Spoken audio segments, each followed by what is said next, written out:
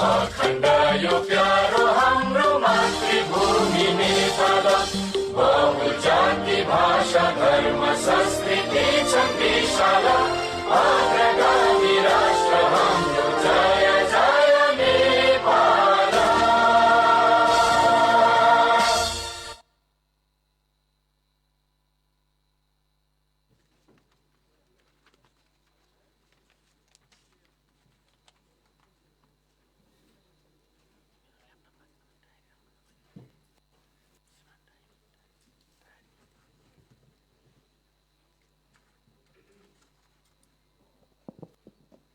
नमस्कार, यहाँहरू सबैलाई हार्दिक नमस्कार गर्न चाहन्छु। सम्माननीय प्रधानमन्त्री श्री पुष्पकमल दाहाल प्रचण्डज्यू, माननीय उपप्रधानमन्त्रीज्यूहरू, माननीय मन्त्रीज्यू एवं राज्य मन्त्रीज्यूहरू, राष्ट्रिय योजनाका माननीय उपाध्यक्षज्यू, माननीय महाधिवक्ताज्यू, माननीय राष्ट्रिय सुरक्षा सल्लाहकारज्यू, सम्माननीय प्रधानमन्त्रीज्यूका सल्लाहकारज्यू, श्रीमान मुख्य सचिवज्यू, राष्ट्र बैंकका गभर्नरज्यू, सम्माननीय प्रधानमन्त्रीज्यूका स्वकीय सचिवज्यू, नेपाल सरकारका सचिवज्यूहरू तथा विशिष्ट श्रेणीका पदाधिकारीज्यूहरू, सम्माननीय प्रधानमन्त्रीज्यूका स्वकीय सचिवज्यूहरू, सुरक्षा निकायका प्रमुखहरू, सम्माननीय प्रधानमन्त्री सचिवालयका सम्पूर्ण महानुभाव तथा सहकर्मी, पत्रकार तथा सञ्चारकर्मी मित्रहरू र उपस्थित सम्पूर्ण महानुभावमा हार्दिक नमस्कार गर्न चाहन्छु। सम्माननीय प्रधानमन्त्री श्री पुष्पकमल दाहाल प्रचण्डज्यूको नेतृत्वको वर्तमान सरकारको 1 वर्षको अवधि पूरा भएको छ। यस अवधिमा सरकारले सम्पादन गरेका प्रमुख कार्यहरूको सार्वजनिक गरी सम्बोधन गर्ने कार्यक्रममा उपस्थित हुनुभएकोमा सम्पूर्ण उपस्थित महानुभावहरूलाई हार्दिक स्वागत गर्न चाहन्छु। सुस्वागतम, सुस्वागतम, सुस्वागतम। हाम्रो समाज विविधतायुक्त छ।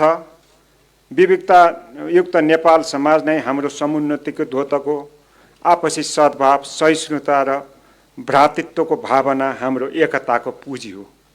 आज यसै अवसरमा किराँत राई समुदायको महान पर्व उधौली एवं नेवार समुदायको महान पर्व एमरी पुन्नीको उपलक्ष्यमा सम्पूर्ण महानुभावहरूलाई हार्दिक शुभकामना व्यक्त गर्छु। सरकारको 1 वर्षका प्रमुख उपलब्धिहरूको प्रतिवेदन सार्वजनिक कार्यक्रम गर्ने कार्यक्रम छ। यसको सम्पूर्ण विवरणहरू समरी सहितको विवरण यस प्रधानमन्त्री तथा मन्त्री परिषदको वेबसाइटमा एकछिनपछि अपलोड गरिन्छ। सबै त्यहाँबाट एक्सेस लिन सकिने बेहोरा समेत विनम्र अनुरोध गर्न चाहन्छु। अब म सुशासन, सामाजिक न्याय एवं समृद्धि हासिल गर्ने प्रमुख लक्ष्यका साथ अघि बढिरहेको वर्तमान सरकारले आफ्नो 1 वर्ष कार्यकालमा गरेका प्रमुख कार्यहरूको सार्वजनिकरण एवं त्यस विषयमा सम्बोधनको लागि सम्माननीय प्रधानमन्त्रीज्यूलाई सादर अनुरोध गर्न चाहन्छु। हस्, धन्यवाद। आदरणीय आमा बुवा, दिदी बहिनी र दाजुभाइहरू, आज म समस्त नागरिकसँग प्रत्यक्ष सम्बोधन गर्न उपस्थित भएको छु। सरकार गठन भएको 1 वर्ष पुरा भएको संयोग र अवसर परे पनि सरकारका उपलब्धिको विवरण प्रस्तुत गर्नु मात्र मेरो आजको उद्देश्य होइन। सुशासन, सामाजिक न्याय, समृद्धि, कूटनीति एवं विपद व्यवस्थापन र लोकतन्त्रको सम्वर्धन लगायतका क्षेत्रमा यसबीच भएका कार्य र प्राप्तिको साङ्केतिक विवरण त आउँछ नै, तर म आजको सम्बोधनलाई समाचारका कस्ता शीर्षक दिइएला भन्ने चिन्ता नगरी आफ्ना केही विश्लेषण, केही समीक्षा, केही अनुभूति र केही सङ्कल्प खुला हृदयले यहाँहरू समक्ष राख्ने अनुमति चाहन्छु। अहिले म नेपाली समाजमा अत्यन्त चिन्ताजनक रूपमा चारैतिर हिंसाबोध र नकारात्मकताको डडेलो लगाइँदै गरेको देखिरहेको छु। सकिँदैन, बन्दैन, हुँदैन भन्ने नकारात्मकताले जरैदेखि समाजको सृजनात्मकता मरिरहेको छ। एक थरी तत्त्वले त नियोजित रूपमै यो मानसिकतालाई मलजल गरिरहेका छन्। यस्तो वातावरण बनाउने प्रयास भइरहेको छ कि देशमा सबै नराम्रो मात्र भइरहेको छ। आदरणीय जनसमुदाय, म आज यो प्रश्नबाट सम्बोधन सुरु गर्न चाहन्छु कि के देशमा साँच्चै केही नभएकै हो? के देश पूर्ण रूपमा सम्भावनाहीन बन्दै गएकै हो त? नकारात्मकता र हीन भावनाले हामी कहाँ सम्भव काम पनि असम्भव बनाइरहेको छ र हामीले आफ्नै छेउको उज्यालोलाई पनि पत्याउन छाडेका छौँ भन्ने तथ्यलाई स्थापित गर्न म हाम्रो विद्युतीकरण र त्यसका सम्भावनालाई उदाहरणका रूपमा प्रस्तुत गर्न चाहन्छु। म दोस्रो पटक प्रधानमन्त्री हुनु अघिसम्म देशमा झन्डै 18 घण्टासम्मको लोड सेडिङलाई नियति मानिएको थियो, जबकि ठुलो जनसङ्ख्या त्यतिखेर विद्युतको पहुँचभन्दा बाहिर नै थियो। आज लगभग सिङ्गो देशमा विद्युतको पहुँच पुगेको छ। वर्षायाममा पनि विद्युत आयात गर्नुपर्ने अवस्थाबाट आज देश विद्युत निर्यात गर्ने ठाउँमा पुगेको छ। विगत 1 वर्षमा 700 मेगावाटसम्म विद्युत निर्यात गरी रु 15 अरब 27 करोड बराबरको विदेशी मुद्रा आर्जन गरिएको छ, जुन अघिल्लो वर्षको सोही अवधिको तुलनामा 31.28% बढी हो। 5 वर्ष अघि यो अवस्थाको धेरैबाट कल्पना पनि गरिएको थिएन। विक्रम सम्वत 1968 मा फर्पिङ जलविद्युतबाट 500 किलोवाट विद्युत उत्पादनबाट सुरु भएको नेपालको विद्युतीकरण यात्रामा त्यसपछिका 104 वर्षमा जम्मा 800 मेगावाट मात्र उत्पादन क्षमता पुगेको थियो। तर विगत 7 वर्षभित्र नेपालको विद्युत उत्पादन क्षमता बढेर 2892 मेगावाट पुगेको छ, जसमध्ये करिब 541 मेगावाट त यही 1 वर्षमा मात्र थप भएको छ। विगतका हिसाबले यो 1 वर्ष करिब 80 वर्ष बराबर हो। तर मैले यसमा सन्तोष मानेको छैन। मेरो विश्लेषणमा हामीसँग यस क्षेत्रमा भएको सम्भावनाको तुलनामा यो साह्रै सानो उपलब्धि हो। यसै वर्ष भएको मेरो भारत भ्रमणका क्रममा 10 वर्षमा 10,000 मेगावाट बिजुली निर्यात गर्ने लक्ष्यका साथ दीर्घकालीन जलविद्युत सम्झौताको प्रारम्भिक सहमतिमा हस्ताक्षर भएको छ।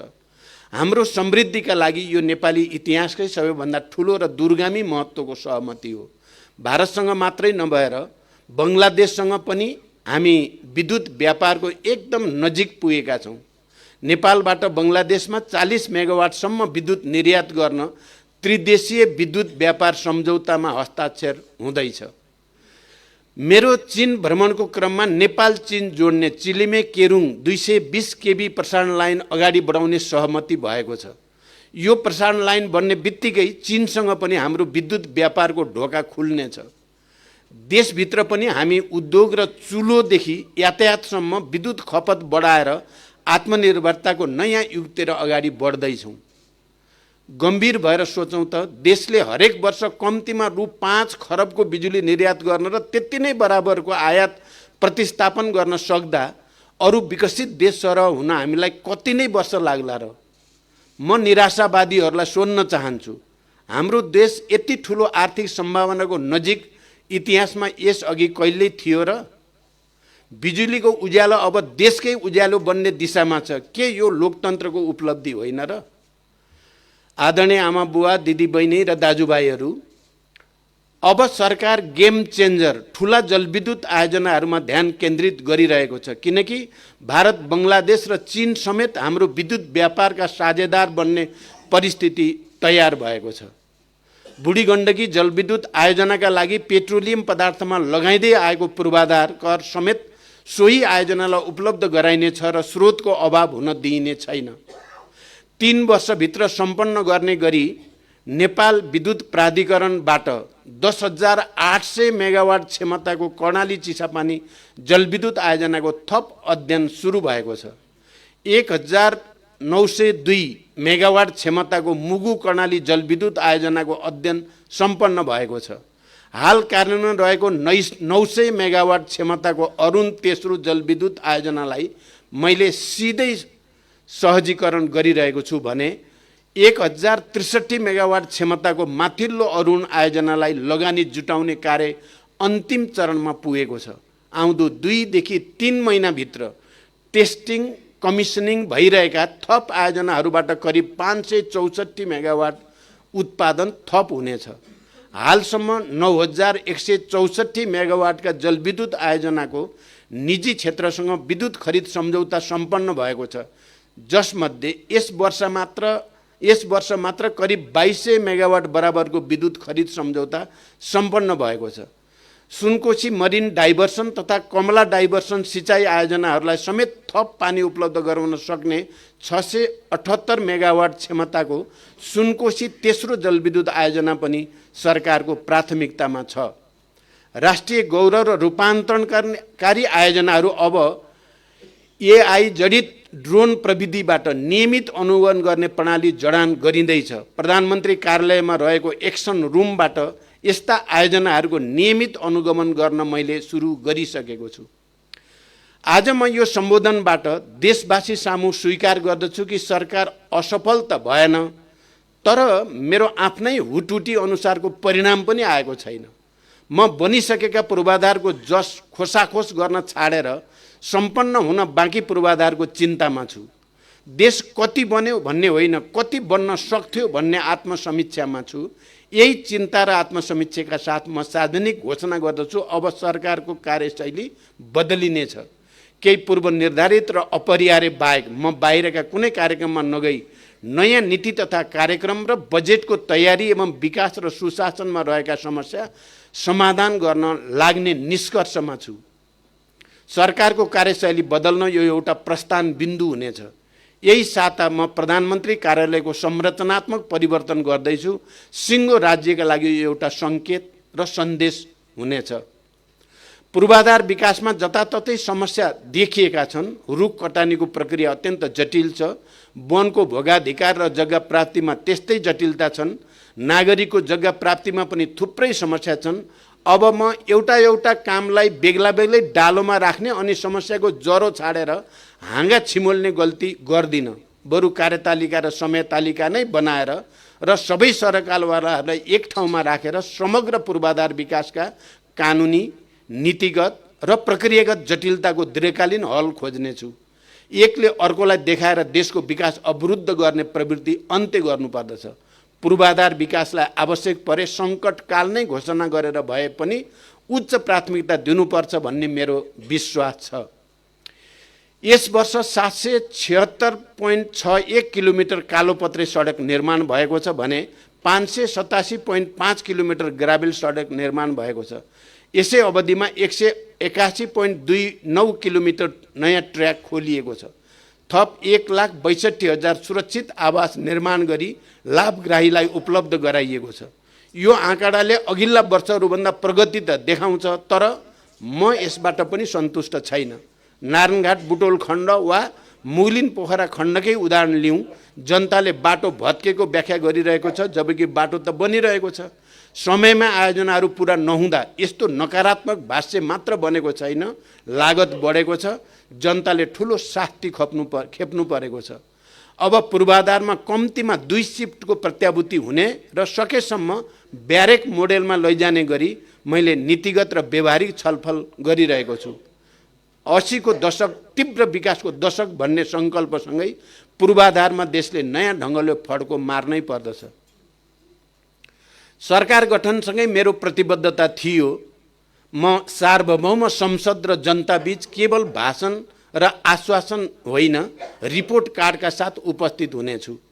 आज नागरिक सामु प्रत्यक्ष रूपमै वार्षिक रिपोर्ट पेश गर्दा गर्दै म प्रतिरक्षात्मक छैन, किनकि समष्टिगत आर्थिक परिसूचकहरू सकारात्मक छन्। 1 वर्ष अघि जम्मा 3 महिनाको आयात धान्न सक्ने सामर्थ्यसहित दिवालिया बन्ने त्रासमा बाँचेको देशसँग अहिले विदेशी मुद्राको सञ्चित इतिहासकै उच्च छ। यही असारदेखिको 4 महिनाकै अवधिमा यस्तो सञ्चित 157 अरब रुपियाँले बढेको छ। सधैँ घाटामा रहने सार्वजनिक संस्थान नाफामा जान थालेका छन्। नेपाल वायु सेवा निगमको तिर्नुपर्ने दायित्व कम हुँदै गएको छ। नेपाल आयल निगम र नेपाल विद्युत प्राधिकरण नाफामा गएका छन्। अर्थतन्त्रका चारै क्षेत्रमा अहिले आशाजनक वातावरण बनेको छ। यी तथ्याङ्कहरू सकारात्मक भए पनि आर्थिक वृद्धि दर मैले सोचेको भन्दा कम छ। म अब यसका आन्तरिक र बाह्य कारण देखाएर जिम्मेवारी नलिन चाहन्न। यसको जडमा पुगी समस्याको समाधान खोज्न मैले राजनीतिक नेतृत्व, कर्मचारी र निजी क्षेत्रलाई सँगै राखेर खुला छलफल सुरु गरिसकेको छु। 2 अङ्कको आर्थिक वृद्धिको लक्ष्य नराखी अनि त्यसका लागि नीतिगत, कानुनी र प्रक्रियागत सुधारका साथै बहुपक्षीय तयारी नगरी देशको विकास सम्भव छैन।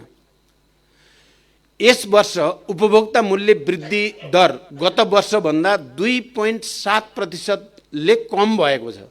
यो पक्कै उपलब्धि हो, तर यसमा सन्तुष्ट भएर राष्ट्र बन्दैन। उपभोक्ता मूल्य वृद्धि दरलाई आम जनताले महसुस गर्ने गरी कम गर्न सरकारी नीति र प्रशासनिक क्षमताको सुधार अब हाम्रो प्राथमिकतामा छ। बैंक तथा वित्तीय क्षेत्र र मौद्रिक नीतिमा गरिएका सुधारका कारण बैंकहरूको आधार ब्याज दर एकल अङ्कमा पुगेको छ भने ऋणको ब्याज दर पनि घटेको छ। यसबाट उत्पादन लागत घटेर उपभोक्ता मूल्यमा समेत सकारात्मक प्रभाव पर्ने निश्चित छ। भुक्तानी सन्तुलन झन्डै 150 अरब रुपियाँले सकारात्मक रहनु र विगत कैयौँ वर्षदेखि घाटामा रहेका चालु खाता समेत नाफामा रहनु सरकारको अर्को गन्न सकिने उपलब्धि हो। पुँजी बजार र बिमा क्षेत्रमा मात्रात्मक सुधार त भएको छ, तर अपेक्षित सुधार नहुँदा हामी चिन्तित छौँ र सुधारका लागि गम्भीर गृह कार्यमा छौँ।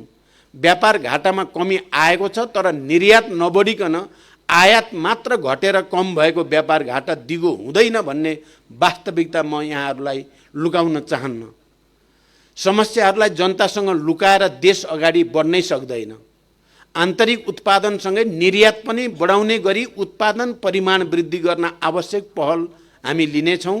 विप्रेषण आप्रवाहमा 26% वृद्धि भएको छ। अब हाम्रो ध्यान विप्रेषणसँगै भित्रिने सिप, अनुभव र दक्षताको उपयोग गरी देशभित्र उत्पादन र रोजगारी बढाउनेतर्फ केन्द्रित हुनेछ। म सबै आर्थिक र कूटनीतिक नियोगहरूलाई लगानी र पर्यटनमा परिणाममुखी परिचालनका लागि आह्वान गर्दछु र कार्यक्षमता कमजोर भएका राजदूत र नियोग प्रमुखहरूलाई फिर्ता बोलाउने तयारी हामी गर्दैछौँ। सरकारका नीतिले मात्र होइन, सरकारले गर्ने खर्चले अर्थतन्त्रलाई गतिशील बनाउँछ।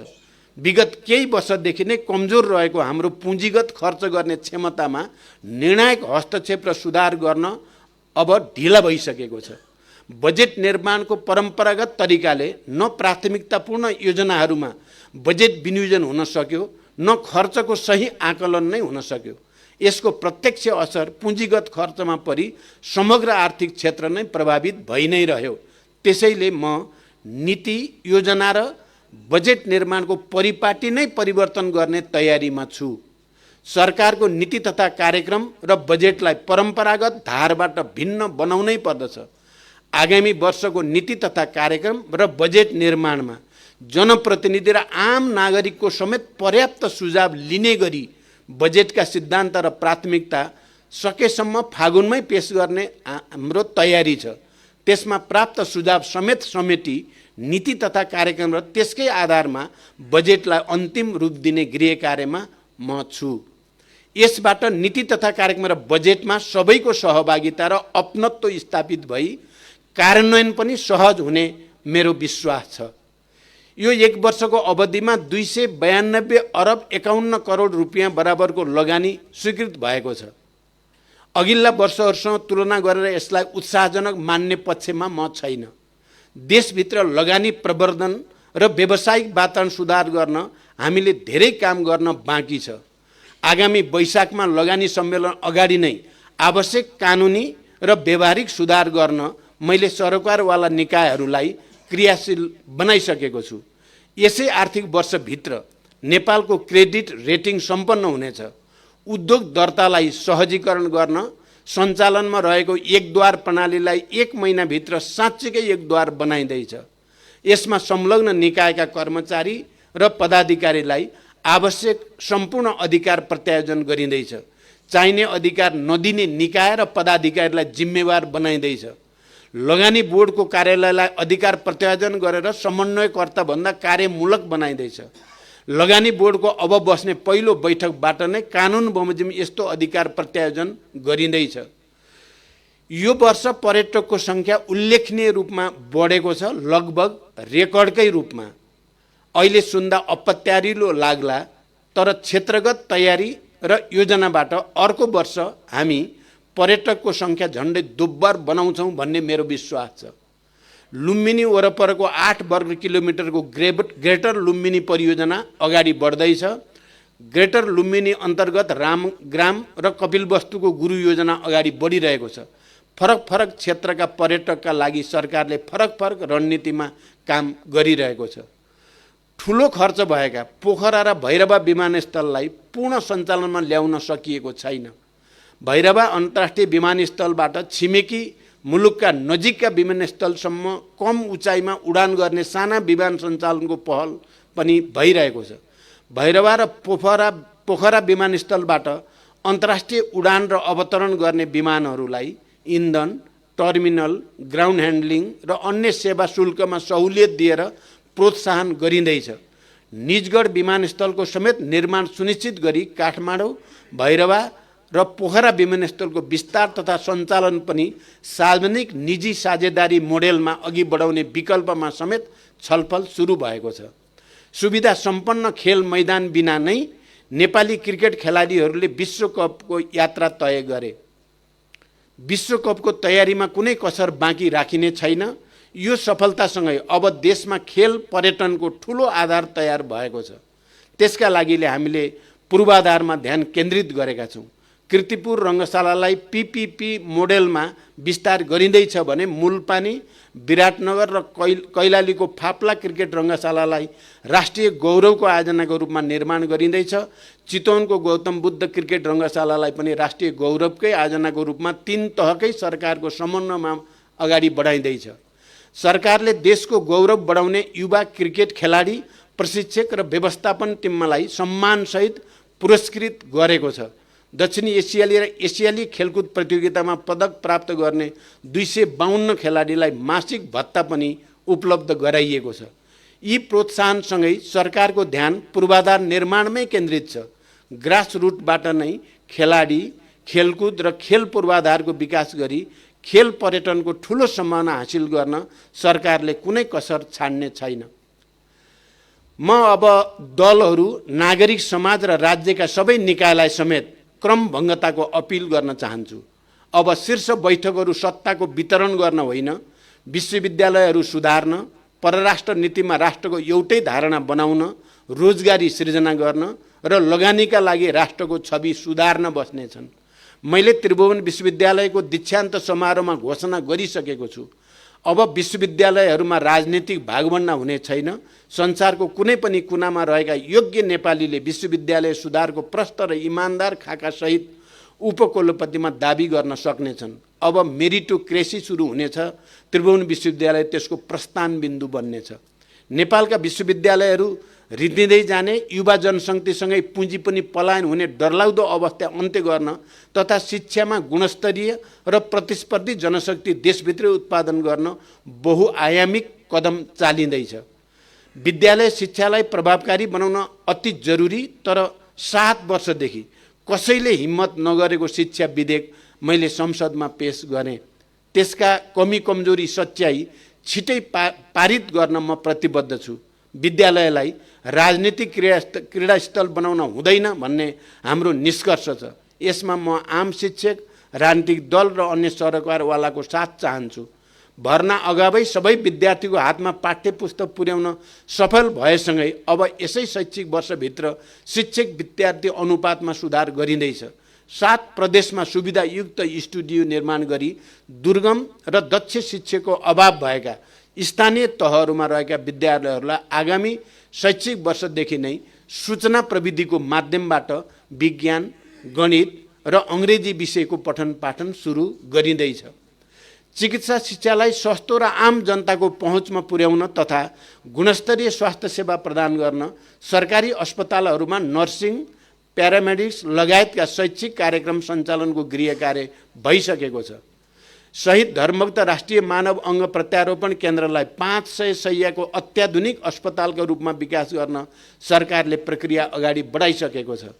प्रादेशिक प्रयोगशालासँगै सरकारी अस्पतालका प्रयोगशालाहरूको शुल्कमा एकरूपता कायम गरिँदैछ। ज्येष्ठ नागरिकका लागि विशेष स्वास्थ्य सेवा सुनिश्चित गर्न 94 अस्पतालमा जेरियाट्रिक वार्ड स्थापना गरिएका छन्। 2074 सालमा म प्रधानमन्त्री हुँदा राष्ट्रिय स्वास्थ्य बिमा ऐन ल्याइएको हो, तर बिमा कार्यक्रम त्यसको भावना र व्यवस्था अनुसार अघि बढेन। अब यसलाई सुधार्दै मेरै कार्यकालमा बनेको ऐन बमोजिम नागरिकको स्वास्थ्यमा पहुँचको संवैधानिक हकको ग्यारेन्टी गर्ने काम उच्च प्राथमिकतामा हुनेछ। स्वास्थ्य बिमा ऐन बमोजिम बिमाको प्रभावकारी कार्यान्वयनको लागि नीतिगत र प्रक्रियागत सुधार, बोर्डको क्षमता अभिवृद्धि, बलियो अनुगमन र मूल्याङ्कन संयन्त्र, बिमाको दायरामा वृद्धि र सबैको आबद्धता, उपचारका लागि अस्पताल लगायतका संरचना र सेवाको गुणस्तरमा व्यापक सुधार र जनशक्ति व्यवस्थापनका लागि सरकार तदारुकताका साथ लागिरहेको छ।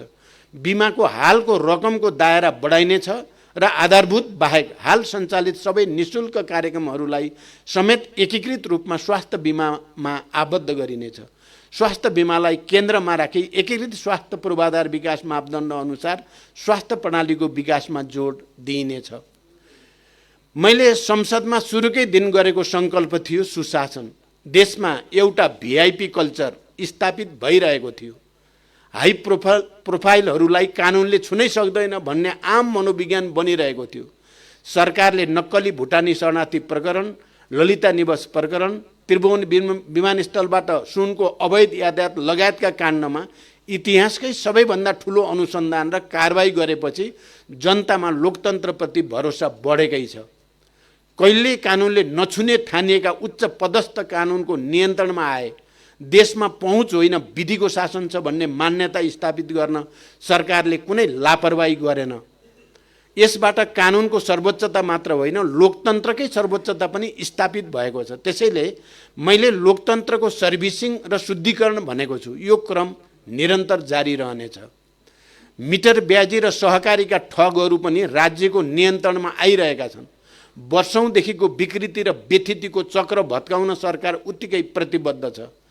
एनसेलको सेयर बिक्रीबारे जानकारी पाए लगत्तै अत्यन्त संवेदनशीलताका साथ यो विषयलाई लिँदै छानबिन तथा अध्ययन समिति मार्फत राष्ट्रिय हितको संरक्षण गर्न सरकार प्रतिबद्ध छ। समितिले छानबिन तथा अध्ययनको काम अघि बढाइरहेको कुरा यहाँहरूलाई अवगत नै छ।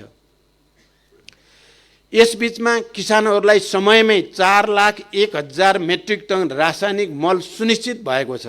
सतह र भूमिगत सिँचाइ आयोजनाहरूबाट थप 21,169 हेक्टरमा सिँचाइ सुविधा पुर्याइएको छ। यस अवधिमा 296 डिप ट्युबवेल र 3,244 स्यालो ट्युबवेल सिँचाइ प्रणालीको निर्माण भएको छ। कृषिमा राज्यको लगानी घटेको छैन, तर उत्पादकत्व बढेको पनि छैन। सहुलियत दरमा कृषि ऋण वास्तविक किसानसम्म पुर्याई कृषि क्षेत्रमा उपलब्ध गराइएका अनुदानहरूलाई यसै आर्थिक वर्षभित्र एकीकृत गरी आगामी वर्षदेखि किसानको सूचीकरणका आधारमा अनुदान तथा मल वितरण गर्न सुरु गरिँदैछ। प्रमुख खाद्यान्न तथा तरकारीमा उत्पादनमा आधारित अनुदान प्रणाली लागू गरिँदैछ। दुध किसानहरूको बाँकी बक्यौता 2080 चैत्रभित्र भुक्तानी हुँदैछ। तर यी सुधारले मात्रै पनि कृषि क्षेत्रले फड्को मारिहाल्ने अवस्थामा हामी छैनौँ। कृषिमा अब परम्परागत ढङ्गले सोचेर पुग्ने अवस्था छैन। खाद्यान्न प्रणाली तथा कृषि क्षेत्रको रूपान्तरणको लागि कृषि क्षेत्रमा सरकारी, निजी, विकास साझेदार र सहकारी क्षेत्रको लगानी बढाउन कृषि क्षेत्रमा लगानी दशक 2081 देखि 2091 नै घोषणा गरी अगाडि बढ्ने सरकारको तयारी छ। आगामी असार मसान्तसम्म 30 वटा प्रयोगशाला सहितको एकीकृत कृषि तथा पशु सेवा केन्द्रको निर्माण सम्पन्न हुँदैछ। कृषि उपजको बढ्दो आयात, जलवायु परिवर्तन लगायतका कारणले कृषि क्षेत्रमा परेको चाप कम गर्न र प्रमुख कृषि उपजमा आत्मनिर्भरता हासिल गर्न ठुला सिँचाइ आयोजनाको कमान्ड क्षेत्रमा मल बिउको सुनिश्चितता एवं संरचनागत सुधारसहित 17,000 हेक्टरमा चैते धान खेती प्रवर्धन गर्न सरकारको तयारी छ। कृषि उत्पादनको प्रमुख आधार सिँचाइको विस्तार गर्न समग्र तराई क्षेत्र सिंचित हुने गरी नहर प्रणाली विकास गर्ने कार्य प्रारम्भ गरिँदैछ। सरकारी कार्यालयहरूबाट हुने सेवा वितरणलाई सूचना प्रविधिमा आधारित बनाइँदैछ।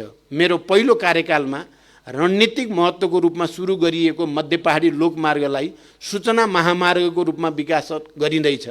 यसै क्रममा कोशी प्रदेशका सबै जिल्लामा अप्टिकल फाइबर बिछ्याउने काम सम्पन्न भएको छ।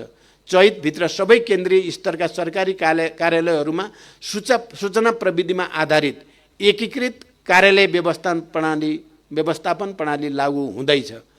प्रशासन लगायत समग्र शासकीय पक्षमा सुधार गर्न प्रधानमन्त्रीकै अध्यक्षतामा तत्कालै शासकीय सुधार आयोग गठन गरिँदैछ। यस्ता आयोगहरूका अन्तिम प्रतिवेदन प्राप्त भएपछि मात्र कार्यान्वयन लैजाने परम्पराको अन्त्य गरी यसपटक समयबद्ध सुझाव तत्कालै कार्यान्वयन लैजाने र परिणाम दिने सरकारको तयारी छ। निजामती सेवा कानुन र सार्वजनिक खरिद कानुन संसदको आगामी हिउँदे अधिवेशनबाट पारित गरी कार्यान्वयनमा लगिँदैछ। भूमि ऐन र वन ऐनमा रहेको विरोधाभास हटाई तिनलाई विकास मैत्री बनाइँदैछ। संसदमा विचाराधीन विधेयकहरू आगामी हिउँदे अधिवेशनमा पारित गर्न सबै राजनीतिक दलसँग सहकार्य र समन्वय भइरहेको छ। नेपालको शान्ति प्रक्रिया संसारका लागि अनुपम र उदाहरणीय छ। अन्तर्राष्ट्रिय मञ्चमा त्यो तथ्य स्वीकारिएको पनि छ। तर यो प्रक्रियाका केही काम टुङ्ग्याउन भने बाँकी छन्। अब आम सहमतिमै शान्ति प्रक्रियाका बाँकी काम सक्न म कृत सङ्कल्पित छु। नेपालको संविधान, सर्वोच्च अदालतको फैसला, बृहत शान्ति सम्झौता, मानव अधिकार सम्बन्धी अन्तर्राष्ट्रिय मूल्य मान्यता तथा पीडितको सरकारलाई केन्द्रमा राखी बेपत्ता पारिएका व्यक्तिको छानबिन, सत्य निरूपण तथा मेलमिलाप आयोग ऐन 2071लाई संशोधन गर्न बनेको विधेयक प्रतिनिधि सभाको कानुन, न्याय तथा मानव अधिकार समितिमा छलफलको क्रममा छ। यसलाई सार्वभौम संसदबाट आम सहमतिले अगाडि बढाउन सकिन्छ भन्ने विश्वास छ। यसबीचमा जनयुद्ध, जनआन्दोलन, मधेस आन्दोलन तथा विभिन्न आन्दोलनका घाइते तथा अपाङ्गहरूलाई सम्मान पत्रका साथै निःशुल्क उपचार, रोजगारी र जीविकोपार्जनको व्यवस्था गर्न आवश्यक प्रक्रिया अगाडि बढाइएको छ।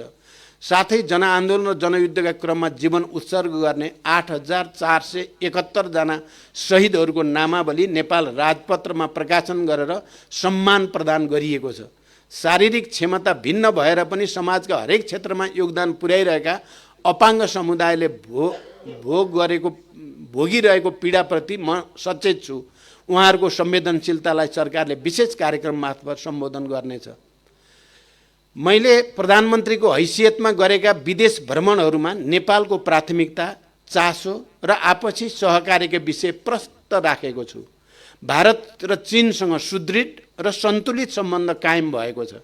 नेपालको विकास प्रयासमा यी छिमेकी देशहरूको सहयोग र समर्थनमा वृद्धि भएको छ।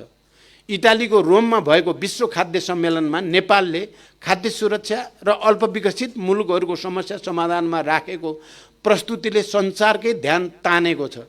संयुक्त राष्ट्रसङ्घको महासभा र त्यसका अन्य बैठकहरूमा नेपालले राखेका विषयवस्तुले अन्तर्राष्ट्रिय ध्यानाकर्षण पाएका छन्।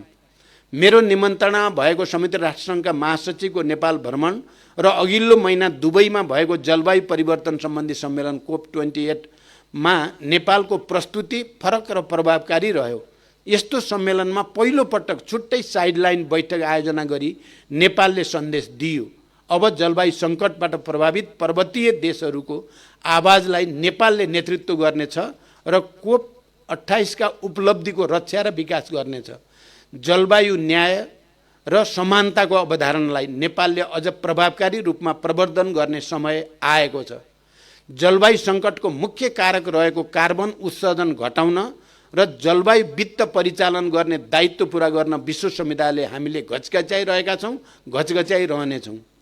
अन्तर मन्त्रालय संयन्त्र र विज्ञ सम्मिलित अन्तर्राष्ट्रिय वार्ता टोली बनाई त्यसलाई पूर्ण म्यान्डेट सहित संयुक्त राष्ट्रसङ्घ लगायतमा बहुपक्षीय वार्ताहरूमा नेपालका प्राथमिकता प्रस्तुत गर्न र अवसर जुटाउन परिचालन गरिँदैछ। यसका साथै कार्बन व्यापारमा पहुँच र जलवायु परिवर्तन सम्बन्धी हरित जलवायु कोष हानि नोक्सानी लस एन्ड ड्यामेज कोष लगायतमा नेपालको पहुँच बढाउन र छिटो सहयोग प्राप्त गर्न नियमित लबिङ गर्दै देशमा आवश्यक संस्थागत संयन्त्रलाई सुदृढ गरिँदैछ। इजरायलमा हमासको आक्रमणपछि जति तेज गतिमा नेपाली नागरिकको सकुशल उद्धार गरियो त्यो आफैमा एउटा उदाहरण हो भन्नेमा कसैको विमति नहोला। जसरी सुडानबाट 31 जना नेपालीको उद्धार गरियो त्यसै गरी रुस युक्रेन युद्धमा फँसेका नेपालीहरूको शीघ्र उद्धारका लागि पनि हामी निरन्तर कूटनीतिक संवादमा छौँ। मेलम्चीको पानी काठमाडौँवासीले उपयोग गर्ने सपना अधुरो रहेको हामी सबैले बुझेका छौँ। मैले मेलम्चीको समस्याका बारेमा सबैसँग छलफल पनि गरेँ। मेलम्चीको पानी काठमाडौँ आउँदैन भन्ने भाष्यलाई गलत साबित गर्नु छ। 17 करोड लिटर पानी 1 महिनाभित्र सुन्दरी जलमा पुर्याउने लक्ष्यसहित 28 दिनको कम्प्याक्ट योजनासहित अहिले हामी काम गरिरहेका छौँ। मेलम्चीको दोस्रो चरणको आयोजनाबारे पनि संवाद जारी छ। यति मात्र होइन, खानेपानी सम्बन्धी काम गर्ने निकायको संरचनागत सुधार गर्नेतर्फ प्राथमिकता रहनेछ। युगौँदेखि जातीय छुवाछुत र आत्मसम्मानको पीडा खेपेर बाँचिरहेका दलित समुदायको अवस्था लोकतन्त्र स्थापना भएपछि पनि अपेक्षित सुधार हुन अवस्थामा लोकतन्त्र स्थापना भएपछि पनि अपेक्षित सुधार हुन सकेको छैन। दलित समुदायलाई इतिहासदेखि नै हुँदै आएको विभेदको परिपूरण गर्न, क्षतिपूर्ति दिन, विशेषाधिकार दिन राज्यले कन्जुसाइ गर्नु हुँदैन। सामाजिक न्यायको प्रत्याभूति गर्नु संविधानको प्रस्तावनाको मर्मको पहिलो शर्त हो। त्यसैले दलित समुदायको ऐतिहासिक ज्ञान र सिपलाई आधुनिक शिल्पशालाहरू मार्फत संस्थागत र विकास गर्ने, दलित समुदायलाई अरू सरह योग्य बनाउन विशेष कार्यक्रमहरू सञ्चालन गर्ने र हालका संरचनाहरूलाई समेत पुनर्संरचना गरी दलित विकास प्राधिकरणसम्म पुर्याउनेमा म सकारात्मक छु। नेपालमै जन्मेर बुवा आमा नेपाली भएर पनि पहिचानको पीडा झेल्दै बाँचिरहेका लाखौँ नेपाली नागरिकलाई नेपाली नागरिक हुनुको गौरव नागरिकता ऐन जारी भएसँगै प्राप्त भएको छ। यो सँगै गैर-आवासीय नेपालीहरूको आफ्नो पुर्खासँग साइनो जीवित राख्न गैर-आवासीय नागरिकता वितरणको प्रक्रिया पनि सुरु भएको छ। विदेशमा रहेका नेपालीहरूको मतदान गर्ने पाउने आधार सरकारले तयारी अगाडि बढाएको छ। नागरिक जहाँ जहाँ राज्यसँग ठोकिन्छन् ती सबै बिन्दुमा शासकीय सुधार हाम्रो प्रतिबद्धता हो। स्थानीय तह समेतको सहयोगमा माघ मसान्तभित्र जनघनत्वका आधारमा जिल्ला प्रशासन कार्यालयहरूमा थप जनशक्तिको व्यवस्था गरी राष्ट्रिय परिचय पत्र र राहदानी प्राप्त गर्ने समयावधि छोट्याइनेछ। राहदानी छपाई कार्यलाई प्रतिस्पर्धाका आधारमा अघि बढाइनेछ। यसै गरी अनलाइनबाटै राहदानी नवीकरणको प्रक्रिया अगाडि बढाउने तयारी भइरहेको छ। वैदेशिक रोजगारीलाई मर्यादित सुरक्षित बनाउने दिशामा सरकार गठनसँगै केही महत्त्वपूर्ण निर्णय गरिएको यहाँहरूलाई अवगत नै छ। यसबीचमा श्रम स्वीकृति र पुनः श्रम स्वीकृति कार्यलाई पूर्ण रूपमा अनलाइन गरियो। 2 वर्षे सीमालाई परिमार्जन गरी करार अवधि बमोजिम नै श्रम स्वीकृति दिने व्यवस्था भयो। विदेश स्थित नियोगबाटै पुनः श्रम स्वीकृति प्रदान गर्ने व्यवस्थादेखि टेलिमेडिसिन सेवासम्म उपलब्ध गराइयो। वैदेशिक रोजगारीका क्रममा हुने ठगी नियन्त्रण एवं राहत तथा उद्धार कार्यलाई प्रभावकारी बनाउन मार्शल टिम, शीघ्र प्रत्युत्तर टोली, 24 घण्टा गुनासो सुन्ने गरी श्रम कल सेन्टर सञ्चालनमा ल्याइयो। यसले वैदेशिक रोजगारमा जाने नागरिकलाई अलिकति सजिलो पक्कै बनाएको छ। तर हामीले प्रक्रियागत गाँठा फुकाएर मात्रै खुसी हुने अवस्था छैन। विप्रेसनको सदुपयोग र फर्केपछि सिपको सदुपयोग सहितको गुणस्तरीय जीवनका लागि धेरै काम गर्न बाँकी छ, जुन अब हाम्रो प्राथमिकतामा छ। देशभित्र श्रमिकहरूको न्यूनतम ज्याला वृद्धि गरी रु 17,350 पुर्याइएको छ। वैदेशिक रोजगारमा गएका, विदेशमा स्वरोजगार रहेका वा स्वदेशभित्रै अनौपचारिक क्षेत्र र स्वरोजगारमा रहेका समेत गरी 9,50,000 व्यक्ति योगदानमा आधारित सामाजिक सुरक्षा कोषमा समाहित भएका छन्।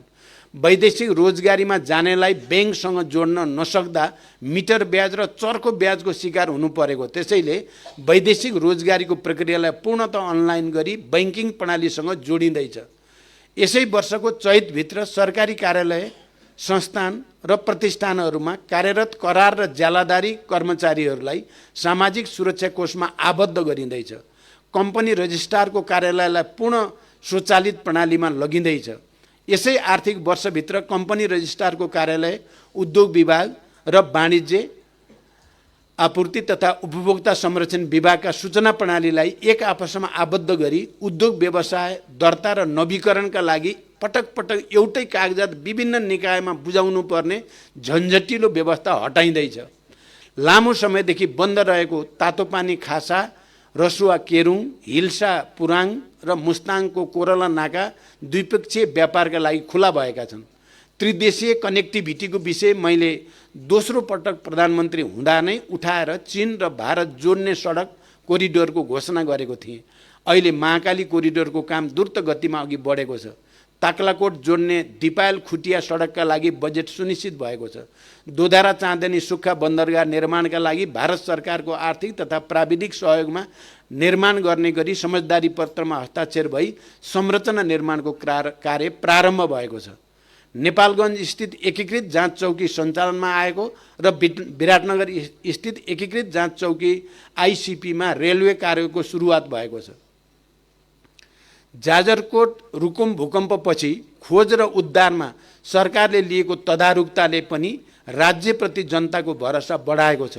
भूकम्पका कारण आवास क्षति भई बसोबास गर्न योग्य नरहेका घर परिवारलाई अस्थायी आवास निर्माणका लागि प्रति परिवार रु 50,000 दिने निर्णय गरी 2 अरब 26 करोड निकासी गरियो। साथै चालु आर्थिक वर्षका लागि संसदीय क्षेत्र पूर्वाधार विकास कार्यक्रमका लागि विनियोजन गरिएको रकम रु 8 अरब 25 करोड हाललाई भूकम्पपछिको पुनर्निर्माण तथा पुनरुत्थानमा खर्च गर्ने र थप रु 1 अरब 75 करोड समेत सो कोषमा थप गरी रु 10 अरब विपद व्यवस्थापनका लागि गराइँदैछ।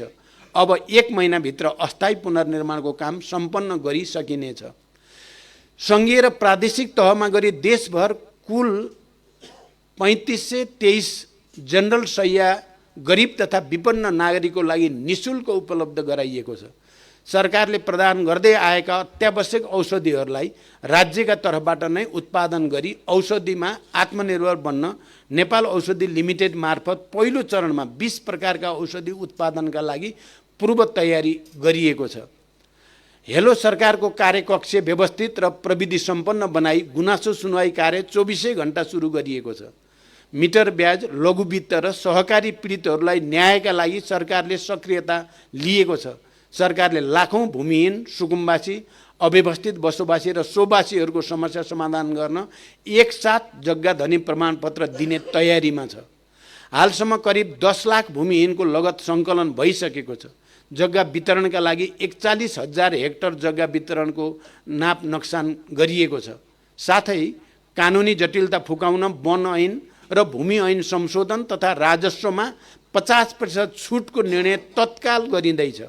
हरेक वर्ष राष्ट्रिय पर्वकै जस्तो पुरानो समयमा पुरानै माग लिएर उखु किसानले आन्दोलन गर्नुपर्ने विडम्बनापूर्ण अवस्थाको अब अन्त्य भएको छ। उखु उत्पादक कृषकहरूलाई प्रति क्विन्टल रु 70 अनुदान पाउने गरी उखुको खरिद मूल्य रु 635 प्रति क्विन्टल तोकिएको छ। उखु उत्पादक किसानहरूको बक्यौता अनुदान रकम रु 1 अरब 32 करोड अनुदान वितरणको व्यवस्था मिलाइएको छ। सूचना प्रविधि क्षेत्रमा आफ्नै तत्परतामा हजारौं युवाहरूले झन्डै 70 अरब यसै वर्ष मात्र देशमा ल्याएका छन्। अब म उनीहरूसँग नियमित संवादमा बस्छु। उनीहरूलाई अवरोध पुगेका सबै गाँठा फुकाउने र परिणाममुखी संयन्त्र बनाइनेछ। देश किन सोचे जति अघि गएन भने हामीले उद्यमशीलताको विकास गर्न सकेनौँ भन्ने समीक्षा गरी अब उद्यमशीलताको माध्यमबाट आर्थिक उन्नति र रोजगारीको घोषणा गर्दैछु। सबै किसिमका नीति, कानुन र स्रोतलाई उद्यमशीलताको दिशामा उन्मुख गराउन तत्काल एकीकृत रणनीति बनाइदैछ। गैर सरकारी क्षेत्रका स्रोतलाई एउटै बास्केटमा राखेर परिचालन गर्ने रणनीति बन्दैछ भने सबै किसिमका स्रोतलाई च्यालेन्ज फन्डमा राखेर परिचालन गरिँदैछ।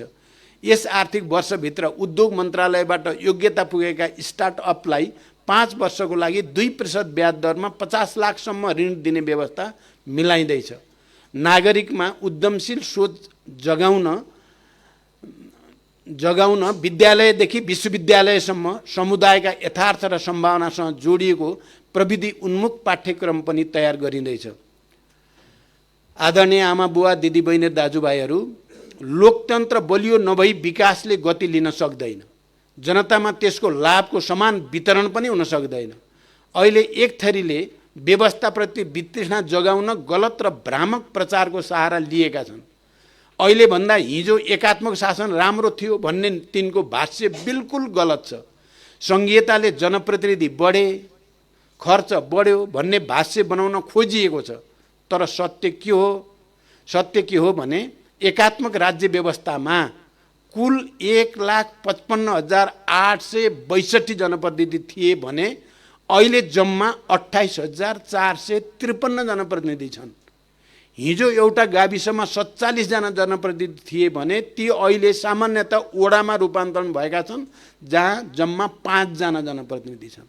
तर तिनले गरेका कार्यहरूले जनतालाई कति धेरै छुन्छ भन्ने उदाहरण म गत कार्तिकको जाजरकोट भूकम्पपछि बिहान 3 बजेदेखि नै भूकम्प पीडितको खोज, उद्धार र राहतमा खटेका जनप्रतिनिधिको सक्रियताले देखाउँदैन र? हिजो दलित, आदिवासी जनजाति, मधेसी, थारू, मुस्लिमको राज्यका निकायमा प्रतिनिधित्व प्रतीकात्मक र दयापूर्ण थियो। आज सुनिश्चित र अधिकारपूर्ण छ। हिजो महिला अधिकार र प्रतिनिधित्व राज्यको एजेन्डामै थिएन। आज संविधानले नै केन्द्र र प्रदेशमा 33% अनि स्थानीय तहमा 40% सुनिश्चित गरेको छ। हिजो न्याय माग्न डराउनु पर्ने सीमान्त वर्ग र वर्ण आज आफै न्याय दिने ठाउँमा पुगेका छन्। सामाजिक न्यायका दृष्टिले के यो ठुलो परिवर्तन होइन? ज्येष्ठ नागरिक, एकल महिला, अपाङ्गता भएका व्यक्तिले अहिले पाइरहेको भत्ता सामाजिक सुरक्षाका हिसाबले ठुलो उपलब्धि होइन?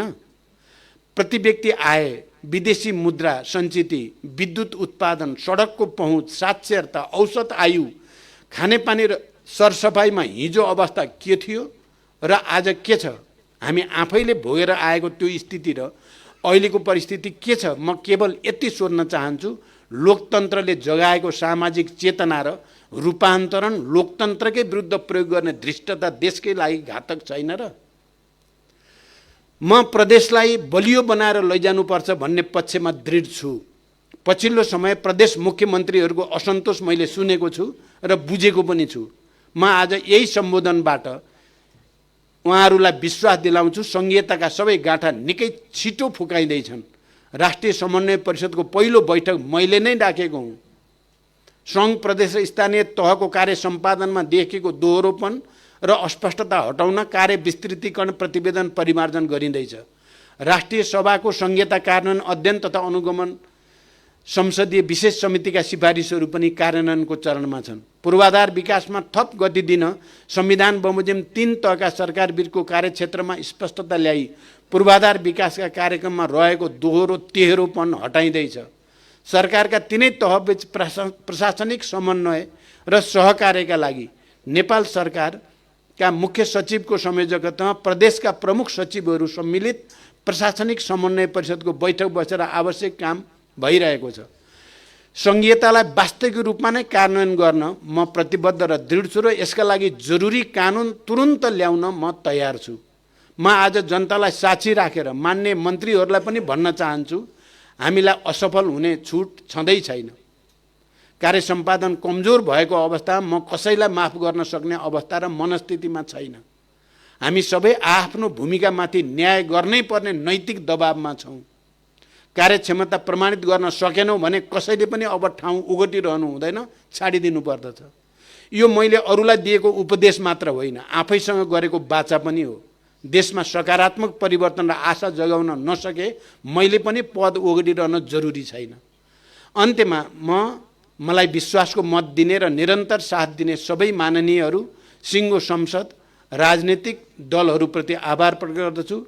गठबन्धन सरकार भन्ने बित्तिकै ठुलो तानातानी, अस्थिरता र अराजकताको चित्र आउँछ, तर म गठबन्धनका सबै घटक र नेतृत्वप्रति आभारी छु, किनकि अहिले न स्थायित्वमा कुनै प्रश्न छ, न सरकारमा कुनै तानातानी। यो 1 वर्षको साथका लागि सरकारका सबै मन्त्री, कर्मचारी, प्रशासन, नागरिक समाज, सञ्चार जगत र जनसमुदायमा म कृतज्ञता ज्ञापन गर्दछु। शान्ति प्रक्रियाका बाँकी काम टुङ्ग्याउन, संविधान कार्यान्वयनसँग जोडिएको महत्त्वपूर्ण विषय कार्यान्वयन गर्न तथा राष्ट्रिय महत्त्वका अन्य विषयहरूमा सहकार्यका लागि प्रमुख प्रतिपक्ष लगायत अन्य राजनीतिक दलसँग संवाद र समझदारीका लागि म निरन्तर प्रयत्नशील रहेको छु। आजसम्मका सबै ऊर्जा र अनुभव खन्याएर म एकपटक राष्ट्र निर्माणमा निर्णायक रूपमा होमिन तत्पर र प्रतिबद्ध छु। त्यसमा म समस्त देशवासीको साथ र सहयोग चाहन्छु। हामी मिलेर यो देश बनाउन सक्छौँ र बनाउँछौँ। यो प्राचीन देशले आफ्नो इतिहासको नयाँ र शानदार अध्याय लेख्नै बाँकी छ, जुन हामी मिलेर लेख्नेछौँ। धन्यवाद।